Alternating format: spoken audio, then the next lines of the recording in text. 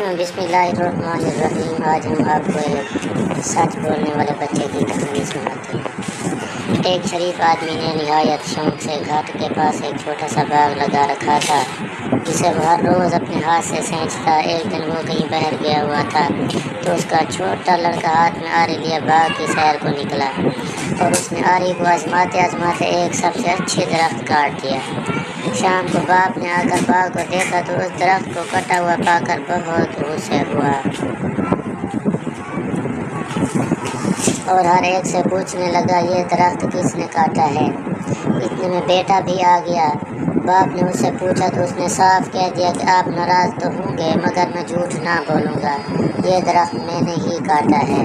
बाग का शौकीन बाप या तो अपने गुस्से हो रहा था तो इसने निहायत खुशी से बेटे को गोद में उठा लिया और कहा, बेटा मुझे तुम्हारी सच्चाई से इतनी खुशी हुई है, दरख्त काट जाने का गम नहीं है।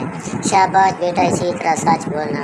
फिर उस लड़के ने कभी झूठ ना बोला और उसकी सच्चाई सारे शहर में फैल गई। इसका नाम था जॉर्ज वाशिंगटन। हाँ, वही जॉर्ज वाशिंगटन जिसने अमेरिका को आज़ाद कराया। वही बहुत बड़े मुल्क का सबसे पहला सदर चुना गया। अमेरिका के सदर मकाम का नाम भी उसी लड़के के नाम पर रखा गया है। ये सब सच्चाई की बरकत और सच बोलने की वजह से था। सदक़ल्लाहुल अज़ीम।